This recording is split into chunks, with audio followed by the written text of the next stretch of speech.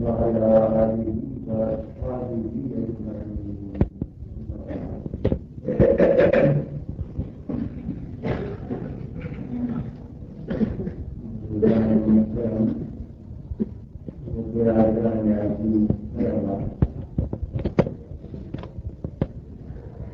مجھے نے بہت سے احادیث موجود کی باقی یہ دیا ہے کہ ان کی موجودگی میرے دکھائی ان کا احترام مانا رہتا ہے. اس احترام کے دباؤ سے یہ واقعہ ہے کہ آیا ہوا مضمون بھی ختم ہو جاتا ہے. اس لیے یہ عزت کی ضرورت ہے. اگر چونکہ ہی حضرات کا امر ہے تو نہیں اس کو وہی احترام باعث ہوا ہے کہنے کے لیے. احترام ہی رکنے کا باعث تھا اور احترام ہی بولنے کا باعث تھا. اس لیے کئی میرے بات گزارش کر رہے ہیں آپ حضرات کے خدمت. میری بات تو یہ ہے کہ آپ حضرات دور دراز سے اپنے وطن کو چھوڑ کر عزیز و اقربا کو چھوڑ کر یہاں تشریف لائے محض تحصیل علم کے لیے. علم حاصل کرنا آپ کا اصل مقصد ہے، مگر ظاہر ہے کہ مطلق علم حاصل کرنا نہیں ہے جس کے معنی دانستن کے ہیں، اور نہ وہ مطلوبی ہے ہر حالت میں، بلکہ حاصل کرنا ہے اس علم کو جو انبیاء علیہ الصلوۃ والسلام کی میراث ہے. اور حضرات صحابہ، تابعین، ائمہ مجتہدین، محدثین، فقہاء، متکلمین سب کے راستے سے گزرتا ہوا آپ تک پہنچا ہے.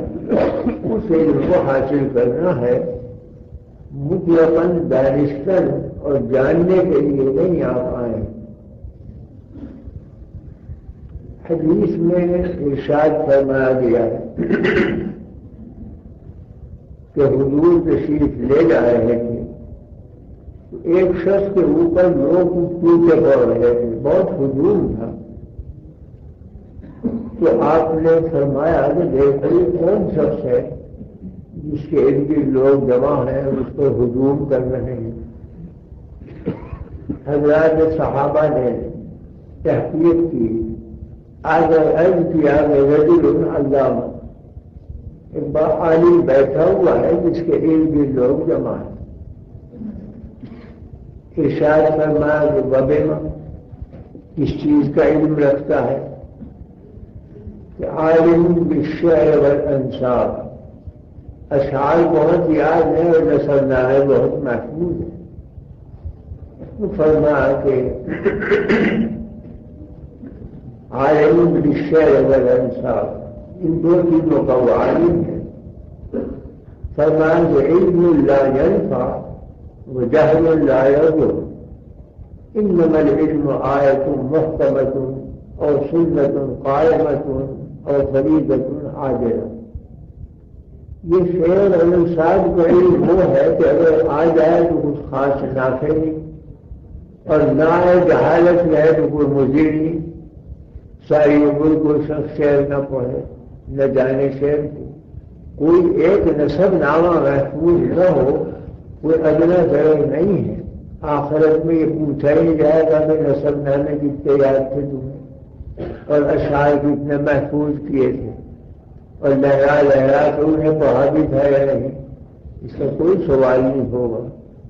سوال ہوگا اسی علم کا کہ جس کی طرف آپ نے توجہ دلائی کہ انما العلم آیۃ محکمۃ اور سنت قائمۃ اور فریضۃ عادلہ.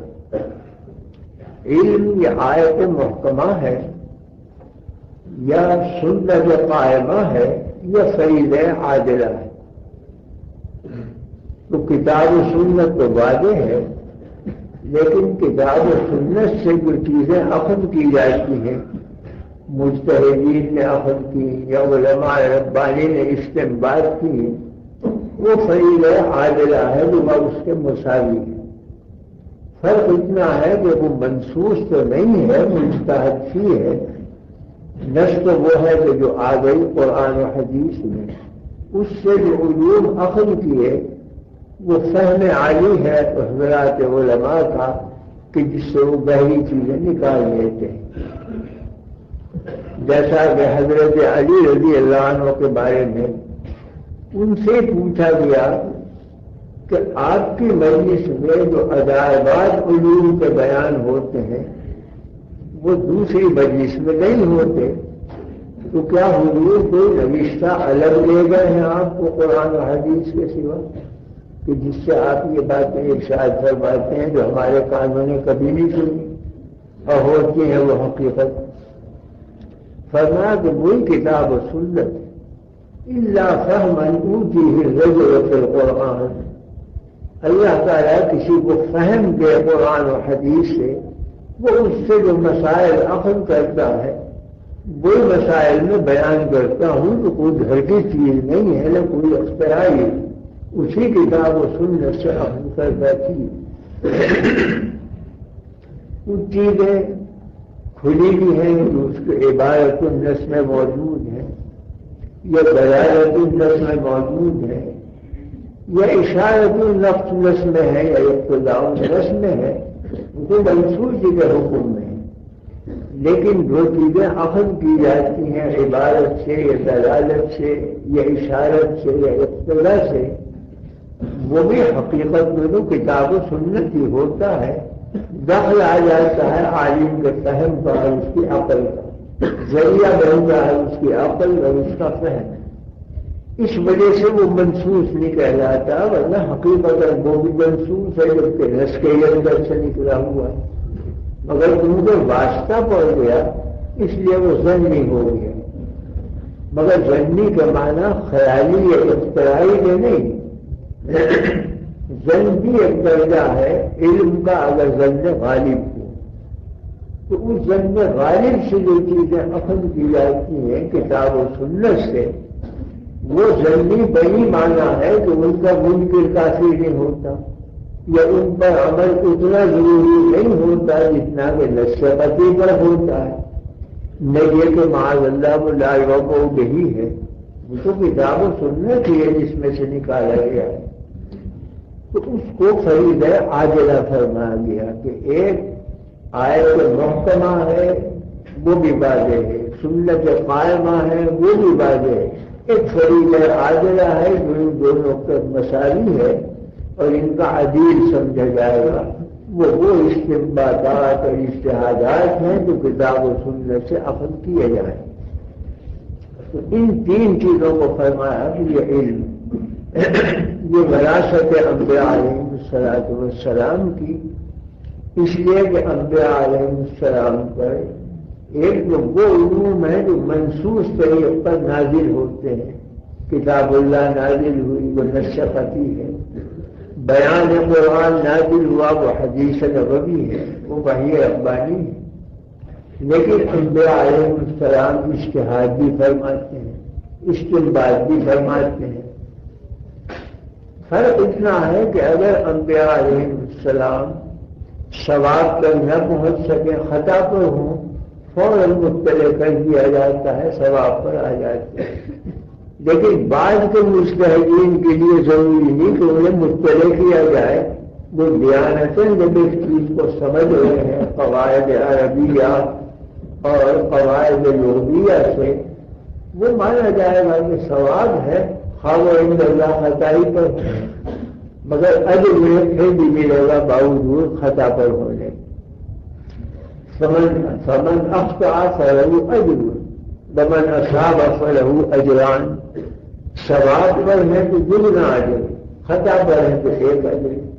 تو یہ خطا بمعنی معصیت نہیں ہے، معاذ اللہ، معصیت پہ اجر تھوڑا ہی ملتا ہے۔ تو ایک ہے حق و باطل کا تقابل، حق ثواب ہوتا ہے اور باطل قابل رد ہوتا ہے، اور ایک خطا اور ایک ہے اجتہادی چیز، اس میں دونوں پہلو، تو وہ علوم عقل کی گئی ہے کتاب و سنت سے، تو خطا اور ثواب کا تقابل ہے، ان میں حق و باطل کا تقابل نہیں۔ ائمہ مجتہدین کے جتنے استنباطات ہیں اور دوسروں کے دوسرے ہیں، تو اس میں حق و باطل کا تقابل نہیں ہوتا، خطا و ثواب کا ہوتا ہے۔ خطا میں احتمال ہوتا ہے کہ ثواب بھی ہو، اور ثواب میں احتمال ہوتا ہے کہ خطا ہو، لیکن حق و باطل بلا احتمال کے ایک حق ہے ایک باطل ہے۔ اسی بات سے یہ فروعی مذاہب تبلیغی مذاہب نہیں ہے کہ کوئی شخص اسٹیج پر کھڑا ہو کے کہے کہ تم حنفی بن جاؤ، تم شافعی بن جاؤ، یہ تبلیغی مذاہب نہیں، یہ ترجیحی مذاہب ہیں جو عمل کے لیے ہیں۔ تبلیغ ہوتی ہے حق کی مقابلے میں باطل، لیکن حق کے مقابلے میں اگر حق آ جائے تو وہاں ایک حق کی تبلیغ کرنے کے معنی ہے کہ دوسرے کو باطل سمجھ دیا گیا، حالانکہ دونوں میں حق کا شائبہ موجود ہے۔ تو یہ مذاہب فقہیہ ترجیحی مذاہب ہیں، تبلیغی مذاہب نہیں ہے کہ اسٹیج پر کہتا ہے آدمی کہ تم فلاں مذہب میں داخل ہو جاؤ۔ یہ آدمی کی ثوابدید پر ہوتا ہے کہ جون سے فقہ کو چاہے وہ اختیار کر لے، دیانت شرط۔ بہرحال عرض کرنے کا مطلب یہ ہے کہ مذاہب فقہیہ جن کے اندر اجتہادات بھی ہیں، استنباطات بھی ہیں، وہ معال کے اعتبار سے کتاب و سنت ہی ہیں۔ فرق اتنا پڑ گیا ہے کہ نکالا ہے ان کو ایک مجتہد نے، اس کی عقل اور اس کا تفقہ بیچ میں آ گیا، واسطہ پڑ جانے سے وہ غلطی بن گئی۔ تو علم تینوں کو فرمایا گیا، آیت محکمہ، سنت قائمہ، فریضہ عادلہ۔ اس کے مقابلے میں جو علوم ہیں وہ حقیقتاً علم کہلانے کے مستحق نہیں، یا ان کو نافع مطلق نہیں کہا جائے گا۔ بہت سے علوم تو وہ ہیں کہ جو مادی ضروریات کے لیے ہیں، کچھ نہ کچھ علم تو ہوتا ہی ہے۔ کپڑا سلے آدمی تو اس کا کچھ نہ کچھ علم ہوگا اس کے اندر، روٹی پکائے تو کچھ نہ کچھ علم ہوگا، جوتا سینے لگے تو کچھ نہ کچھ علم تو ہو ہی گا، مگر یہ علم مطلقاً علم نافع نہیں، بلکہ علم کہنا بھی اسے مجازاً ہے۔ یہ صنعت و حرفت، اور صنعت و حرفت کا تعلق ہے حسیات سے، نہ کہ علمیات سے۔ ضمناً اس میں کچھ علم بھی پیدا ہو جاتا ہے تجربات سے، ہے وہ حسیات۔ تو جس کا انجام حس پر ہو انہیں محسوسات کہا جائے گا، انہیں معلومات نہیں کہا جائے گا، کہا جائے گا تو مجاز ہے، وہ حسیات میں داخل ہے، علمیات میں داخل نہیں۔ اب ایک علوم معقولہ ہے، وہ بظاہر علم معلوم ہوتی ہے، لیکن عقل جتنا بھی کام کرتی ہے وہ محسوسات کے دائرے میں کرتی ہے۔ مغیبات کا ادراک عقل محض نہیں کر سکتی جب تک کہ علم الہی اس کا معین و مددگار نہ ہو۔ اس لیے عقلی علوم کا معال بھی انجام کار حسیاتی کی طرف ہو جاتا ہے، تو انہیں بھی حسیات میں شامل کیا جائے گا، وہ علمیات میں نہیں، مجازاً علم بھی کہہ دیجیے۔ تو علم حقیقی وہ ہے جو غیب سے اترے، جو انبیاء علیہ السلام کے ذریعے سے آئے، وہی ذریعہ بنتا ہے سعادت۔ جتنے بھی علوم و فنون ہیں وہ آپ کی ضروریات کے لیے ہیں، کوئی آپ کے بدن کو نفع دیتا ہے، کوئی صحت کو نفع دیتا ہے، کوئی بدن چھپانے کے لیے جیسے کپڑا، کوئی دوا دارو ہے جیسا کہ بیماری رفع کرنے کو، سارے بدن ہی علوم۔ یہ سب صنائع کہی جائیں گی۔ حقیقی علم وہ ہے جو مغیبات کا ہو، جس سے سعادت متعلق ہے۔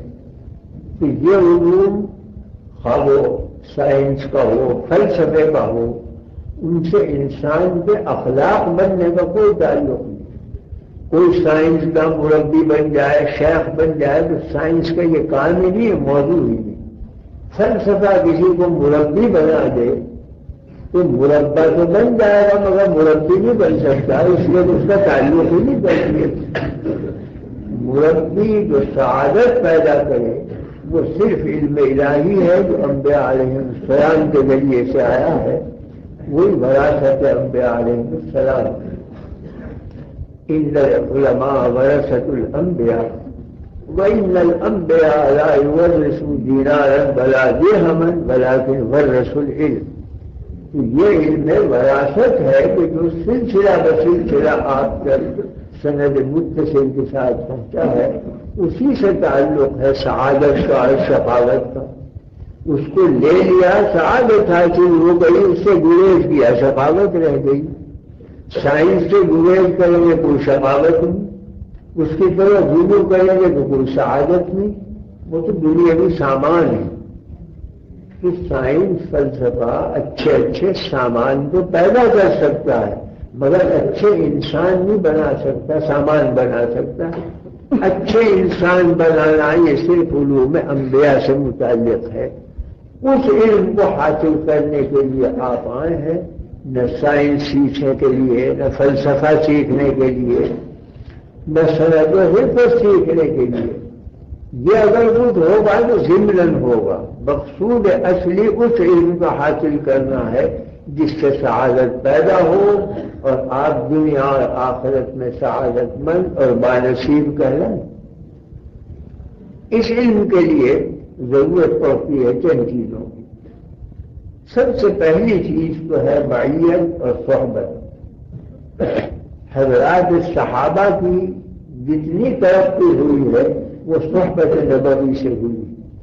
وہاں کتابیں سامنے نہیں ہوتی تھی، صرف کتاب اللہ ہے اور وہ بھی زبان مبارک سے آپ ارشاد فرما رہے ہیں، لیکن فیضان صحبت سے ان کے قلوب کہیں سے کہیں پہنچ گئے۔ تو فیضان صحبت سے آدمی رنگ حاصل کرتا ہے۔ صبغۃ اللہ ومن احسن من اللہ صبغہ ونحن له عابدون۔ اللہ کے رنگ سے بہتر کون سا رنگ ہے؟ وہی رنگ انبیاء علیہ السلام لے کر آتے ہیں اور اپنی امت کو پر چڑھاتے ہیں اس رنگ کو۔ وہ رنگ ہے اصل مقصود، وہ طریق فکر، وہ ذہن وہی ہے کہ جو انبیاء لے کر آتے ہیں۔ تو انبیاء علیہ السلام کی صحبت اور معیت یہی ترقی قد باعث ہوتی ہے ترقی۔ اسی بات سے حضرات صحابہ کو صحابہ کہتے ہیں جو صحبت سے مشترک، اور یہی وجہ ہے کہ سلف صالحین میں یہ اس طرح رائج نہیں تھی کہ فلاں شاگرد فلاں استاد۔ اصحاب ابی حنیفہ، اصحاب شافعی، اصحاب مالک، اصحاب عبداللہ بن مسعود، مقصد یہ ہوتا تھا کہ صحبت یافتہ ہیں، صحبت کے ذریعے سے انہوں نے رنگ حاصل کیا ہے اور اس رنگ سے علم اپنے اندر پیدا کیا۔ تو صحبت اور معیت بڑی چیز ہے۔ تو صحابہ کی تمام ترقیات در حقیقت فیضان صحبت سے، یہ بعد میں بھی باقی رہی۔ علماء کی صحبت، مشائخ کی صحبت، یہ جب تک نہ ہو تو کتاب محض سے علم حاصل نہیں ہوتا۔ کتاب میں تو نقوش ہوتے ہیں، تو نقوش اور کاغذ آپ کے دل کو نہیں بنا سکتے، وہ تو محفل نقوش اور محفل کاغذ بنائے گا اور وہ استاد سکھلائے گا اپنے سینے سے۔ تو استاد کے قلب میں جو فکر اور جو ذہن ہے وہ ڈالے گا شاگرد کے ذہن میں، وہی رنگ پیدا کرے گا۔ اگر استاد نہ ہو، کتاب محض ہو، کوئی رنگ نہیں آ سکتا، کچھ معلومات حاصل ہو جائیں گی۔ رنگ آتا ہے معیت سے، رنگ آتا ہے صحبت سے۔ جمادات میں، نباتات میں دیکھ لیجیے، گلاب کے پھول اگر آپ کپڑے میں ڈال دیں تو چند گھنٹے کے بعد کپڑا نکالیں گے، ان میں سے خوشبو آتی ہوگی گلاب کی۔ گرمی کے زمانے میں گرم کپڑوں میں، اونی کپڑوں میں آپ تمباکو یا فنائل ڈال دیں گئی کہ عجل فروش کی دکان پر جاؤ گے، اگر نہ بھی خریدو تو کم سے کم خوشبو تو آئی جائے گی دماغ میں، دماغ معطر ہوگا، فرحتی پیدا ہو جائے گی۔ اور بری صحبت کی مثال دی ہے لوہار کی دکان سے، کہ اس کی دکان پہ جا کے کچھ بھی نہ خریدو تو کم سے کم بدبو ہی آ جائے گی لوہے کی، کم سے کم کوئی پتنگا ہی ہو کے آ جائے گا، کپڑا ہی جل جائے گا، غیر زہر پہنچے گا۔ تو صحبت صالح سے نفع پہنچتا ہے اور صحبت طالح سے نقصان پہنچتا ہے۔ اگر عالم کی صحبت میں اثر ہو، کسی ربانی کی صحبت میں اثر ہو، تو ظاہر ہے کہ پھر فیضان صحبت سے وہی تقویٰ اور طہارت آئے گا۔ اسی واسطے قرآن کریم نے اس کی تاکید فرمائی کہ یا ایھا الذین آمنوا اتقوا اللہ وکونوا مع الصادقین۔ فقط تقویٰ اختیار کرنے پر قناعت نہیں فرمائی، بلکہ معیت صادقین کا بھی امر کیا کہ ان کی معیت اختیار کرو۔ محدثین کے یہاں بھی ایک راوی تو محض راوی ہو کہ اس کو سماع حاصل ہے، اور ایک راوی وہ ہے کہ برسوں اپنے شیخ محدث کی صحبت میں رہا ہے، اس کی روایت کو ترجیح دیتے ہیں کہ وہ روایت کے ما لہو اور ما علیہ سے جتنا واقف ہوگا محض سامع اتنا واقف نہیں ہو سکتا۔ تو صحبت اور معیت ایک ضروری چیز ہے۔ یہی وجہ ہے انبیاء علیہ السلام کی بعثت کی۔ کوئی دور ایسا نہیں گزرا کہ کتاب الہی کے ساتھ انبیاء کی زبان نہ بھیجی گئی۔ اگر صحف آدم آئے تو آدم علیہ السلام بھی آئے، صحف ابراہیم آئے تو ابراہیم علیہ السلام بھی آئے، تورات آئی تو موسیٰ علیہ السلام بھی بھیجے گئے، انجیل آئی تو عیسیٰ علیہ السلام بھی بھیجے گئے، زبور آئی تو حضرت داؤد علیہ السلام کے ساتھ آئے، قرآن کریم آیا تو ذات اقدس نبوی بھی دنیا میں بھیجی گئی۔ اس لیے کہ محض الفاظ سے مراد خداوندی کو سمجھ جانا یہ ضروری نہیں ہے۔ نبی بھیجے گئے ہیں تاکہ مراد سمجھیں، مطلب خداوندی دلوں کے اندر ڈالے، اپنے فیضان صحبت سے وہ استعداد پیدا کریں کہ قبول حق کے لیے آمادہ ہوا ہے، قبول مراد کے لیے اس میں استعداد پیدا ہو جائے، تو یہ بغیر معیت صحبت کے نہیں ہے۔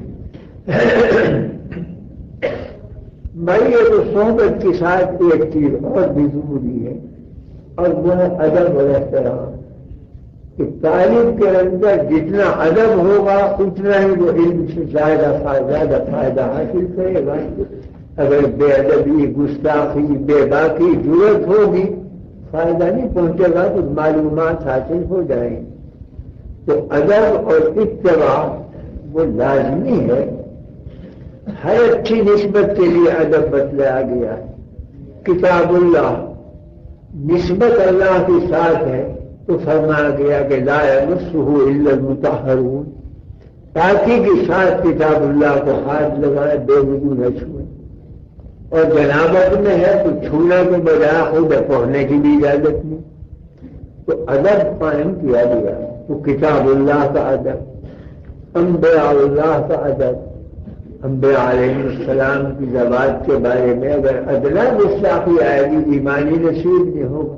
علم تو بات کی چیز ہے، جگہ جگہ تاکید فرمائی گئی، لا تقدموا بین یدی اللہ ورسولہ واتقوا اللہ ان اللہ سمیع علیم، لا ترفعوا اصواتکم فوق صوت النبی ولا تجهروا له بالقول كجهر بعضكم لبعض ان تحبط اعمالكم وانتم لا تشعرون۔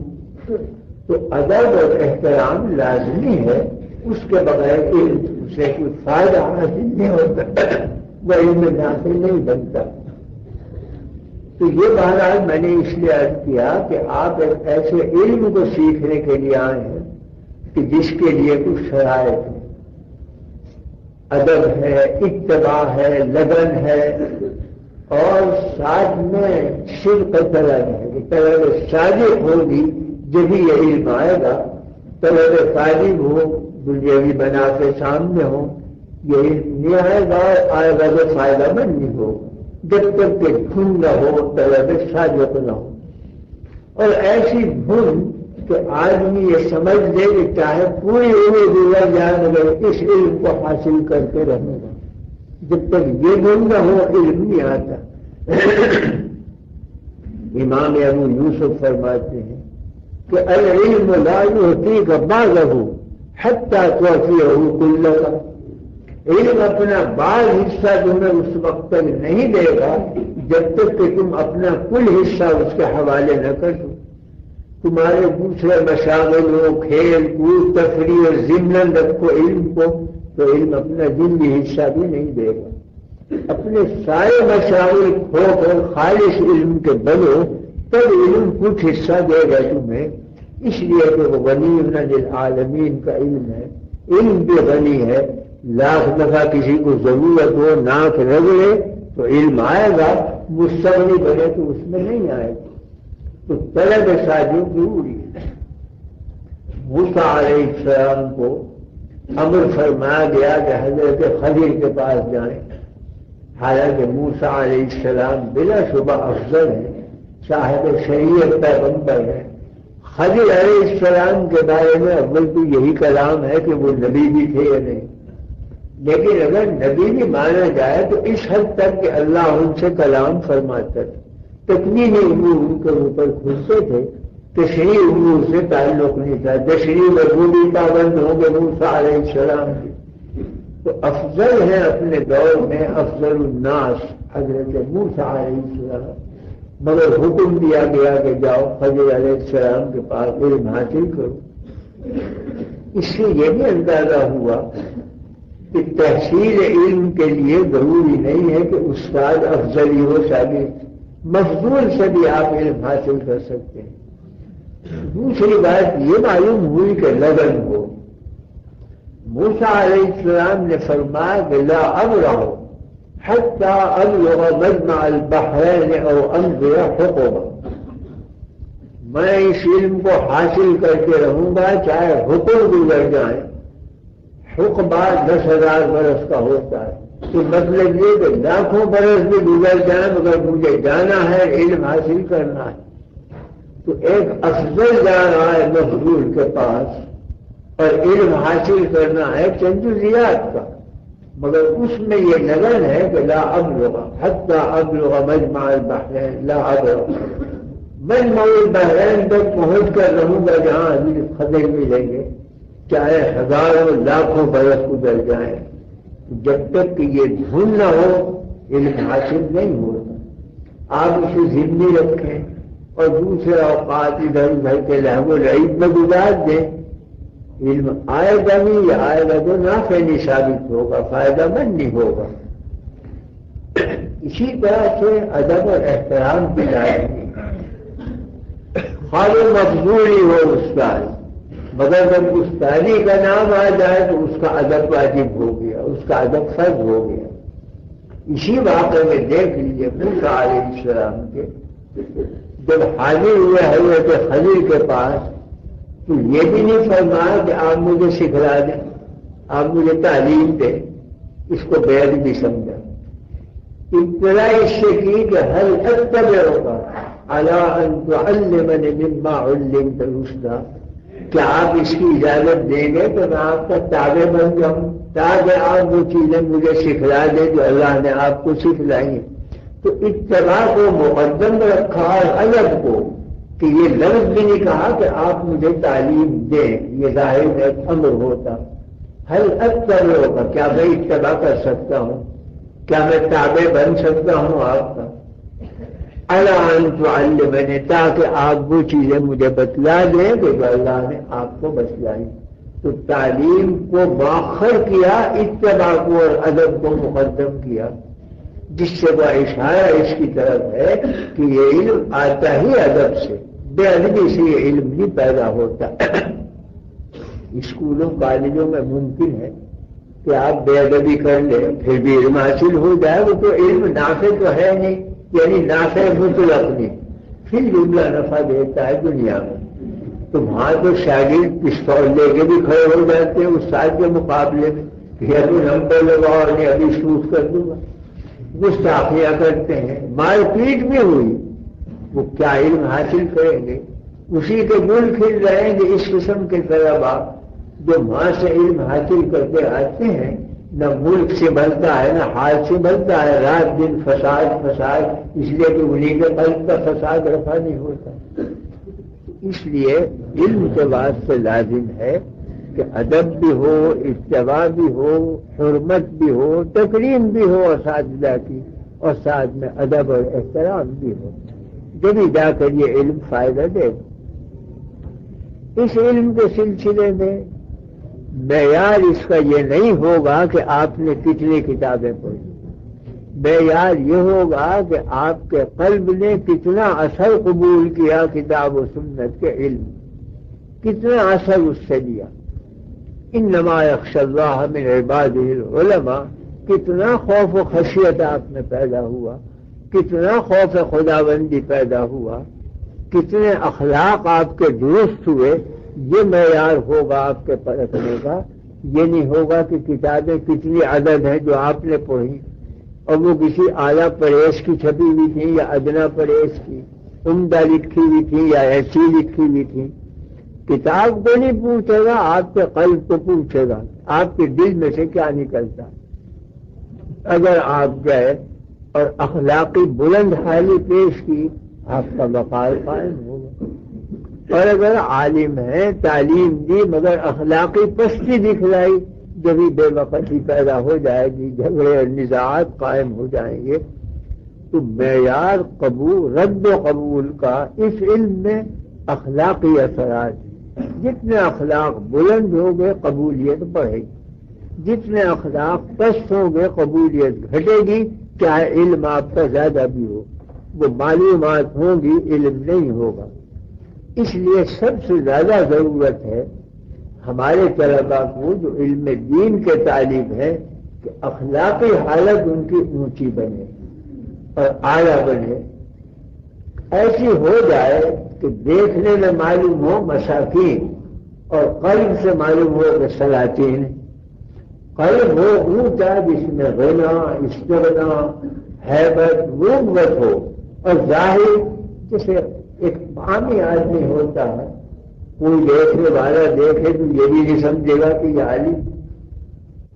حضرت نانوتوی رحمۃ اللہ علیہ وہ اپنی ظاہری غذا کو پامال کیا کہ کوئی یہ بھی نہیں سمجھ سکتا تھا کہ یہ کوئی مولوی بھی ہے یا عالم بھی، تو احد من الناس، لوگوں میں ملے وہ بھی۔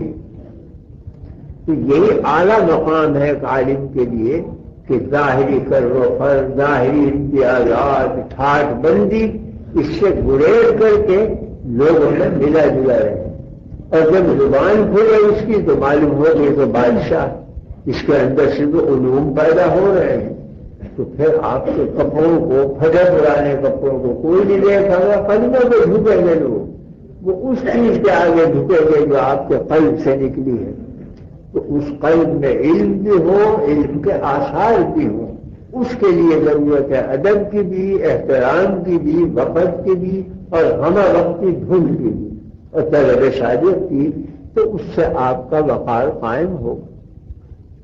اب دارالعلوم میں آپ آئے ہیں ماشاءاللہ ایک ماحول علم کا، اور یہاں دیوبند میں مشہور تھا ایک زمانے میں کہ دارالعلوم کے دروازے میں پہنچ گئی، آدھا مولوی تو ہو جاتا ہے، آدھا بعد میں ہوتا رہتا ہے جب پہنچتا ہے۔ وہ اشارہ تھا ماحول کی طرف کہ اس ماحول میں آ کر کچھ نہ کچھ اثرات اس میں ضرور قائم ہو جاتے ہیں۔ ماحول کے اثرات قدرتی ہوتے ہیں جو برابر پہنچتے ہیں، جاہل و عالم ہو اور ماحول سے متاثر ہوتا ہے۔ میں نے اپنی عمر میں 3 ماحول دیکھے۔ ایک ماحول حضرت مولانا گنگوئی رحمۃ اللہ علیہ کا، وہ معلوم ہوتا تھا کہ ایک ایک اینٹ سے خانقاہ کے اللہ اللہ کی آواز آ رہی ہے، ہر وقت خانقاہ ذکر اللہ سے گونجتی، ایک ماحول بنا ہوا تھا ذکر اللہ۔ اس کا اثر کیا تھا؟ خانقاہ کے سامنے گنگوئی میں بہت بڑا تالاب، بہت ہی بات آلہ. اور شہر کے سارے دھوبی اسی میں کپڑے دھوتے ہیں شہر والے. تو 60-70 دھوبیوں کے وہ بڑے بڑے مٹی کے کنڈے اور لکڑی کے وہ رکھے ہوئے ہیں جن پر کپڑے کو دے دے کر مارتے تھے، محل کو چہل ظاہر کرتے تھے.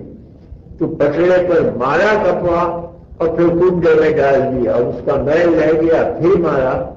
اس طرح سے وہ کپڑوں کو صاف کرتے تھے. تو 60-70 دھوبی روزانہ وہاں کپڑے دھوتے.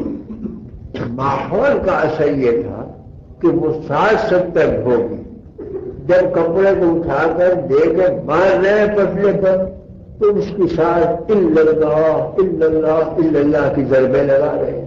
سارا تالاب گونجتا تھا الا اللہ. حالانکہ وہ نپٹ جاہل، کوئی ان میں اثر نہیں. نہ علم کا، ماحول کا اثر یہ تھا کہ جب خانقاہ کی اینٹ اینٹ سے آواز آتی تھی علم کی، ان میں بھی اثر کرتی تھی تو ان کی زبان سے بھی الا اللہ نہیں کرتا تھا. تو ایک ماحول تو یہ دیکھا میں نے ذکر اللہ سے پر تھا.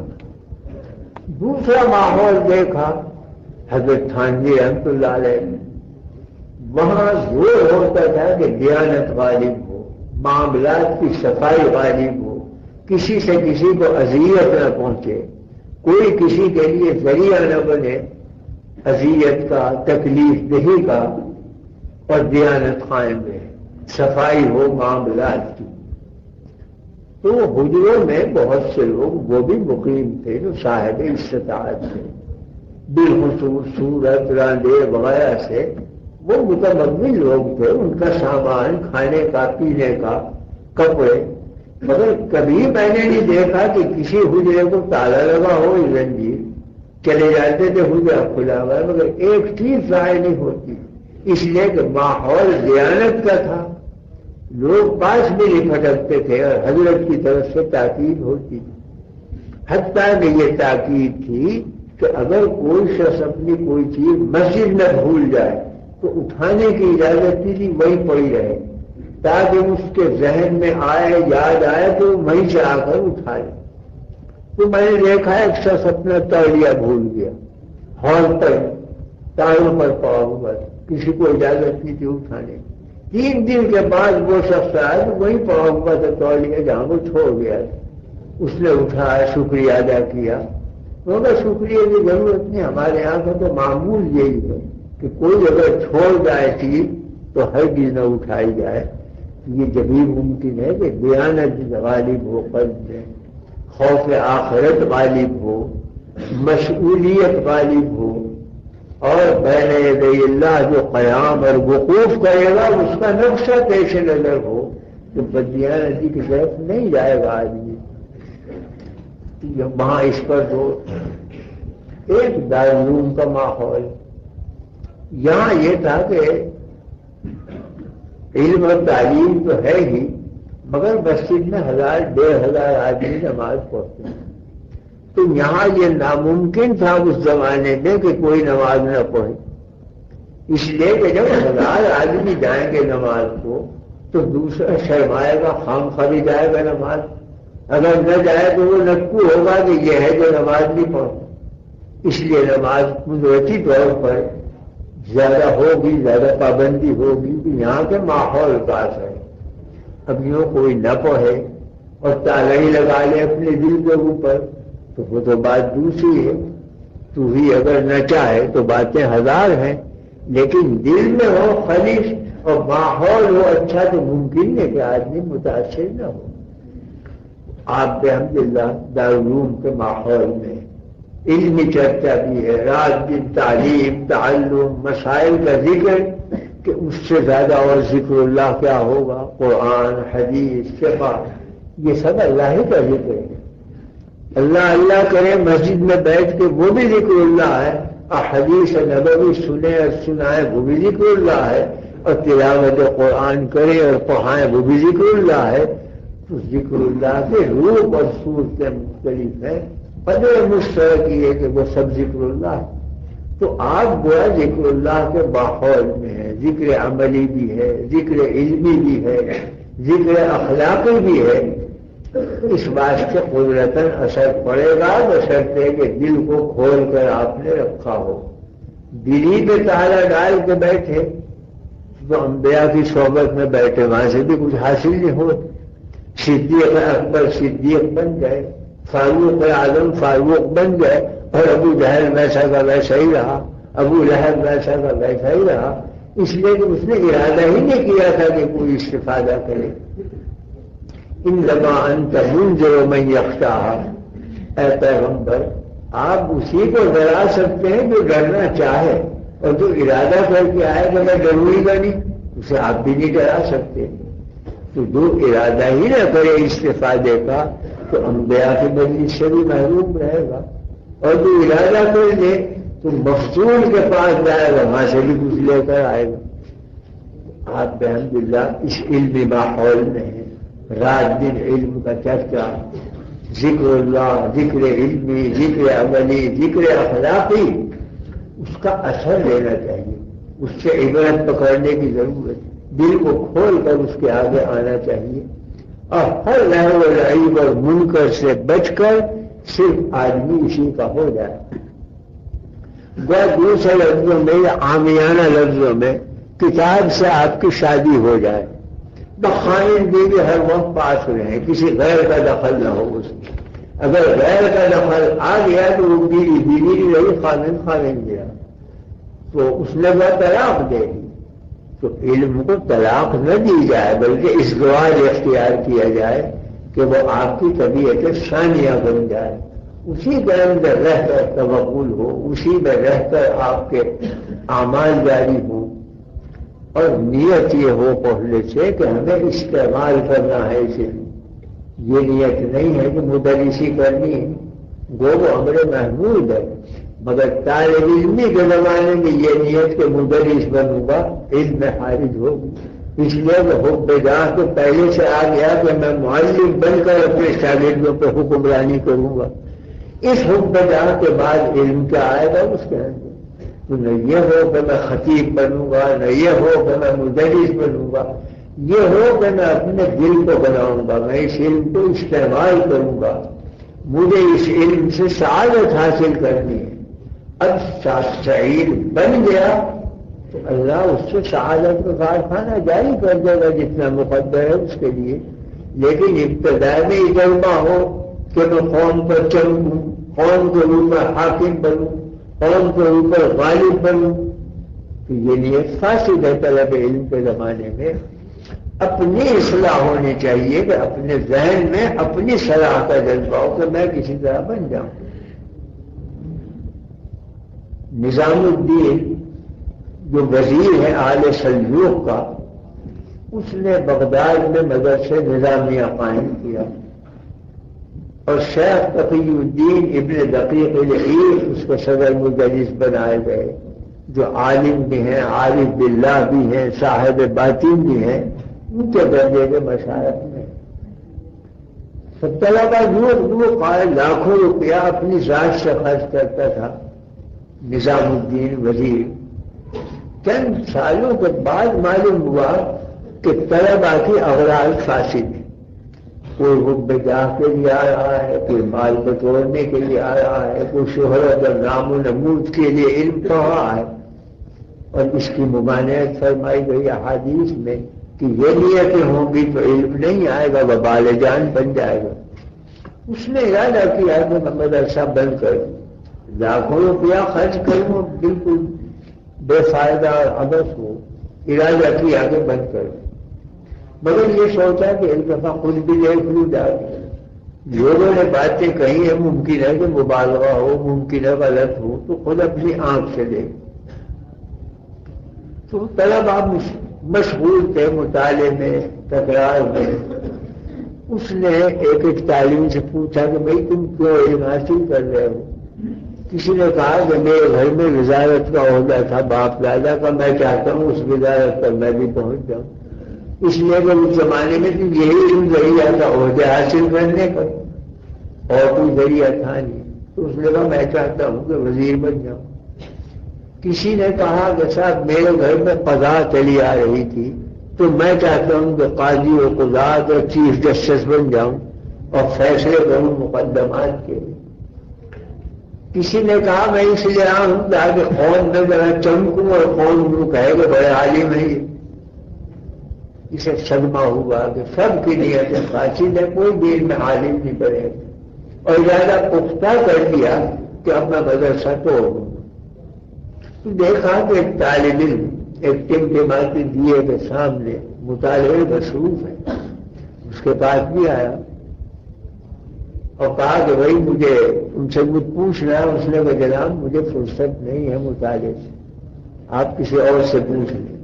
بولنے کا تمہارے علمی کے بارے میں پوچھنا ہے کہ اچھا جلدی پوچھیے 2 منٹ سے, اس لیے کہ مجھے فرصت نہیں, مجھے مطالعہ کرنا ہے. تو اس نے کہا سوال یہ کرنا ہے کہ یہ علم تم کیوں حاصل کر رہے ہو؟ انہوں نے کہا کہ بھائی اس لیے حاصل کر رہا ہوں کہ میں نے اپنے باپ دادا سے سنا ہے کہ ہمارا کوئی رب ہے اور خالق, اور جب وہ رب ہے اور خالق ہے تو اس کے احسانات بھی لامحدود ہیں, اور جب احسانات لامحدود ہیں تو ان کا ادا کرنا شکر کا یہ بھی ضروری ہے. تو اللہ میرا خالق ہے, رب ہے, اس کے حقوق مجھ پر عائد ہے, مگر ادا کرنے کا طریقہ مجھے معلوم نہیں, اس لیے پڑھ رہا ہوں کہ حقوق پہ ادا کرنے کا طریقہ آ جائے تاکہ میں اپنے پروردگار کا حق ادا کرتا رہوں اور عمر اسی میں طے ہو جائے. اس نے کہا کہ اب تک جتنے طلبا سے گفتگو ہوئی سب کی نیتیں فاسد تھی, ایک تو نکلا ہے کہ تیری نیت سچی ہے. اب میں یہ لاکھوں روپے کا خرچ اس وقت تک برداشت کروں گا جب تک تو عالم بن کے نکلے, میں تیری وجہ سے. یہ تھے امام غزالی. تو امام بننا آسان نہیں ہے جب تک کہ دماغ کو سوہان نہ لگایا ہے. تو اس سے یہ معلوم ہوا کہ امام غزالی کی نیت یہ نہیں تھی کہ میں قوم سے چلوں. اگر نیت منضبط ہو گئی اچھی تو پھر آپ پوری عمر جو دارالعلوم میں گزرے اس کا خیال رکھیے کہ اس نیت کے خلاف نہ ہو. خلاف ہوگا تو اسی حد تک علم میں نقصان پیدا ہو جائے گا. تو حسن نیت پہلے ضروری ہے. اور اسی واسطے امام بخاری رحمہ اللہ نے سب سے پہلی حدیث جو اپنی کتاب میں نکالی جو اصح الکتب بعد کتاب اللہ ہے, اس میں حدیث نیت کو اول رکھا, انما الاعمال بالنیات. اور اس میں اشارہ اس طرف ہے کہ کتاب شروع کرنے سے پہلے اپنی نیت کو درست کر لو کہ کیا کس نیت سے تم بخاری پڑھ رہے ہو. تو آغاز میں حسن نیت ہو تو انجام تک وہ باقی رہتی ہے حسن نیت. اس بات سے حسن نیت, اخلاص اور لہو و لعب سے احتراز, منکرات سے دوری یہ لازمی ہے, اس سے پرہیز لازمی ہے. صحت کے لیے جیسے دوا ضروری ہے پرہیز بھی ضروری ہے, بلکہ دوا کم ہو پرہیز زیادہ ہو تو جلدی صحت ہو جاتی ہے. بس پرہیزی کے ساتھ دوا ہو تو دوا بھی بہت سی نہیں ہوتی. تو منکرات سے پرہیز یہ اگر ہوگا تو اگر معروفات سے مداولت بھی زیادہ نہ ہو دین آدمی کا مضبوط ہو جائے گا. اور سارے معروفات ذہن میں آ جائیں, منکرات میں ہو مبتلا, وہ مؤثر نہیں ہوگا معروفات. اس لیے پرہیز مقدم ہے. تو ایسی زائد چیزوں سے لہو و لعب سے یہ بہت ضروری ہے کہ احتراز کیا جائے. مثلا سب سے پہلی چیز 2 ہی ہے, یہ آدمی میں صورت ہے یا اس کی سیرت. تو صورت کو آدمی سقا بنائے. اگر آپ کوٹ پتلون ہیٹ لگا کے آ گئے تو پہلے ہی معلوم ہوگا کوئی کرسٹان آ رہا ہے, کوئی بھی نہیں سمجھے گا کہ عالم آ رہا ہے. تو لوگ جھکے ہی نہیں کہ آپ سے استفادہ کریں. اس بات سے ظاہری ٹھاٹ بات سے حد تک امکان ضروری ہے احتراز. اس کا یہ مطلب نہیں کہ آپ پھٹے ہوئے پرانے کپڑے پہنے, لیرے لگے ہوئے ہوں, صاف ستھرے ہوں کپڑے اور فی جملہ اچھے بھی ہوں, لیکن کپڑے کے غلام بن جائیں کہ صبح کو یہ پہنے, شام کو یہ پہنے, دوپہر کو یہ پہنے. یہ تو کپڑوں کی خادمی ہو گئی, حالانکہ کپڑا خود خادم تھا. تو کپڑوں کے عشق میں مبتلا نہ ہو, کپڑے کو خادم سمجھیں. ضرورت کا وقت پہنا.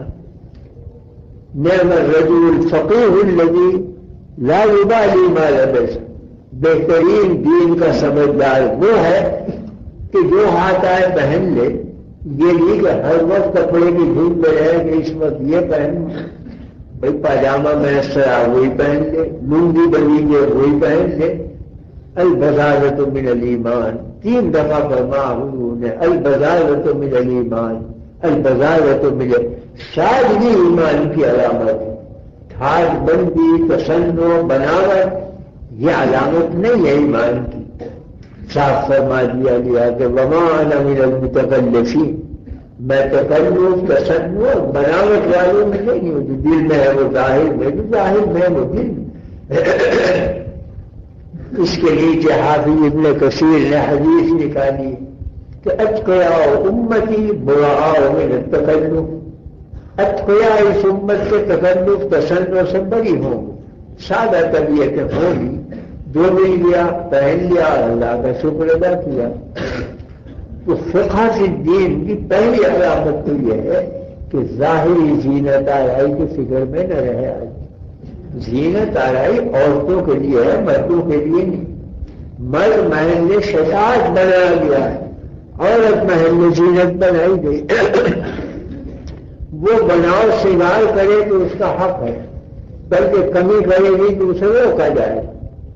جیسے فقہاء لکھتے ہیں کہ اگر کوئی منقوع عورت سفید لباس پہن کے آ جائے تو اس سے ہم نے بیواؤں کا لباس ہے، ضرور کہا جائے گا کہ کوئی نہ کوئی رنگین کپڑا پہن، کچھ نہ کچھ زینت رہے۔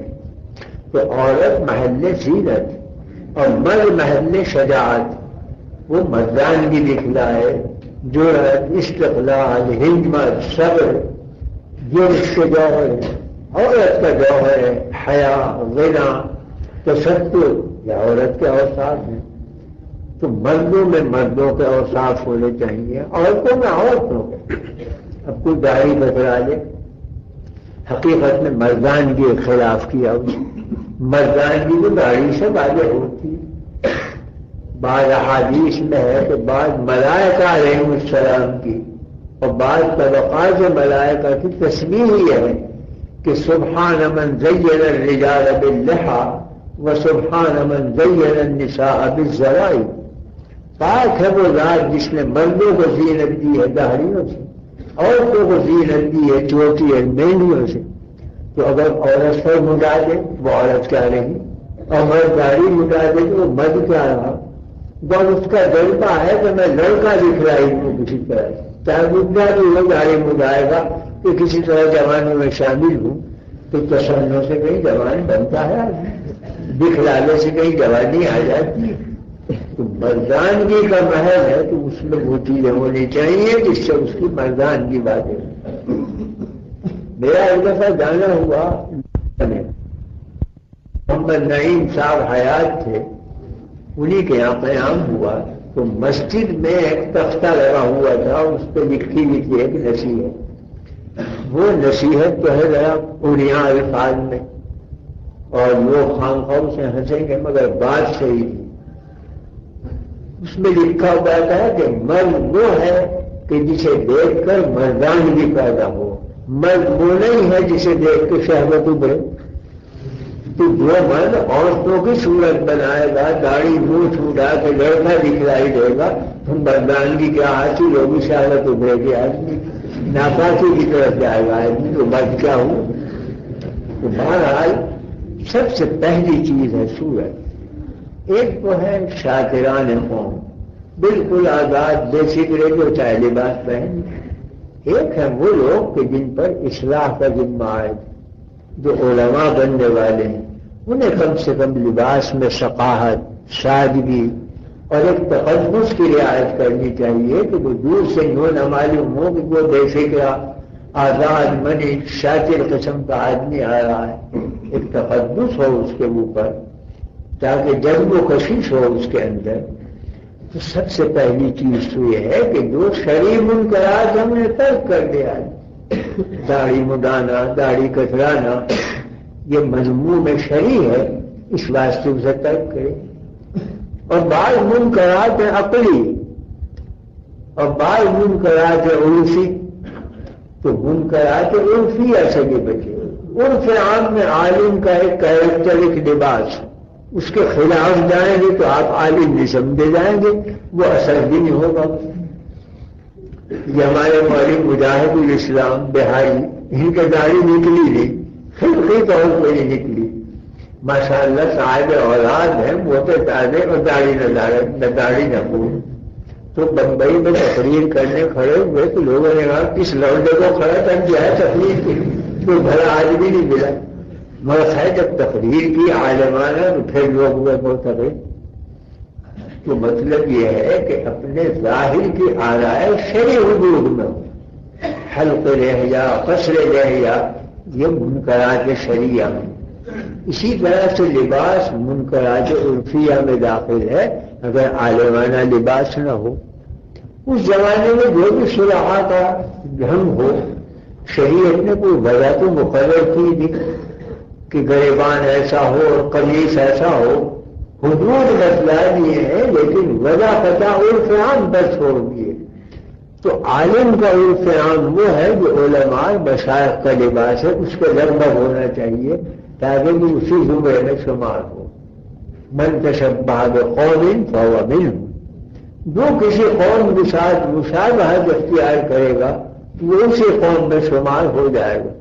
تو شاگروں کے ساتھ تشبہ کیا تو اس میں شمار، پہلوانوں کے ساتھ تشبہ کیا تو پہلوانوں میں شمار، عالموں سے تشبہ کیا تو عالموں میں شمار، مشائخ سے کیا تو مشائخ میں شمار۔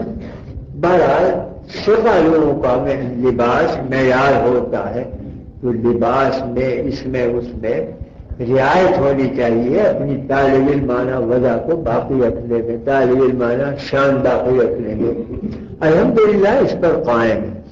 سب طلبا کوئی ایک آدھ نکل آئے تو خیر وہ اس کا فعل ہے، مگر وہ ایک مچھلی تالاب کو گندا کر دیتی تو از قوم یکے دے دانشی کر نہ کہرا منزلت مانند میرا۔ ہم نے سے دو چار بھی اگر ایسے آزاد سی کے نکل آئے سارے طبقے میں ہر فائدہ چلا جائے گا، وہ اچھوں کی بھی بدل نہیں رہے گی پھر۔ اس لیے بڑی احتیاط کی ضرورت ہے۔ جن پر ذمہ آ جائے مولویت کا وہ اس کی لاج رکھیں، اس کی رعایت رکھیں۔ فقہاء نے بھی جو اس کی رعایت کی ہے، اور وہ عقلی رعایت، اور ہر عقلی چیز شرعی ہوتی ہے کسی نہ کسی اصول کے تحت۔ مسئلہ یہ ہے کہ قبروں کے سامنے جا کے ہاتھ اٹھا کے دعا مانگے، ہاتھ چھوڑ کے دعا مانگے۔ تو فقہاء لکھتے ہیں کہ اگر وہ عالم ہے اور فتویٰ کی ذمہ داری اس پہ ہے تو وہ ہاتھ نہ اٹھائے، ورنہ لوگ یوں سمجھیں گے قبروں سے مدد مانگ رہا ہے، اسی کی طرف لوگ بھول جائیں گے۔ عوام الناس کے لیے کوئی حیرت نہیں اگر وہ اٹھا کے ہاتھ دعا مانگے۔ تو فرق کیا ہے عوام میں خواص میں؟ خواص کی ذمہ داریاں زیادہ ہوتی ہیں، اس لیے ان کے اوپر تنگی بھی زیادہ ہے۔ نزدیکانہ بیش بہت حیرانی، جو مقربان بارگاہ ہیں ان کے لیے حیرانی زیادہ ہوتی ہے کہ وہ زیادہ رعایت کریں، زیادہ محتاط رہیں۔ بعض دفعہ جائز چیز بھی چھوڑنی پڑے تو چھوڑ دیں۔ امام غزالی نے لکھا ہے ایک موقع پہ کہ مہما صارت السنت شعارا لأہل البدع ترکنا بها خوفا من التشبہ بہ۔ اگر کوئی سنت امتیازی نشان بن جائے اہل بدعات کا، اس سنت کو ترک کر دو تاکہ تشبہ نہ پیدا ہو اہل بدع سے۔ اس وضع اور عرفی حیث کا قائم رکھنا یہ ضروری سمجھا علماء نے۔ تو بہرحال ادب ہے، اخلاص ہے، اتباع ہے، حسن نیت ہے، منکرات سے گریز اور پرہیز، یہ سب چیزیں آپ کے ذمے ہیں، ورنہ پھر نہ آئے ہو کہ آپ دارالعلوم میں کس نے کہا تھا کہ آئیں؟ جب آ گئے ہیں تو اس کی لاج رکھنی پڑے گی۔ اگر یہ چیزیں منظور تھیں آپ کسی کالج میں داخلہ لیتے، کسی یونیورسٹی میں داخلہ لیتے، وہاں کوئی روک ٹوک نہیں تھی، داڑھی صاف کرا دو، منہ صاف کرا دو، بھنے صاف کرا دو، قلندر بن جاؤ، کوئی پوچھنے والا نہیں۔ لیکن یہاں آئیں گے تو ہر چیز کی پرسش ہوگی۔ جب آئیں یہاں تو آپ نے ذمہ داری قبول کریں، اور اس ذمہ داری کا نبھانا یہ آپ کا فرض ہو۔ یہ ساری چیزیں ضروری ہیں۔ ہم مثلا مثال کے طور پہ میں عرض کرتا ہوں کہ یہاں ایک میلہ ہوتا ہے سال بھر میں. پہلے تو اس کا نام تھا چمار چودھری. عموماً چمار بھنگی شرابیں پی کے آتے گاتے ناچتے، کچھ لوگ بھی جمع ہو جاتے، دکانیں بھی لگ جاتی.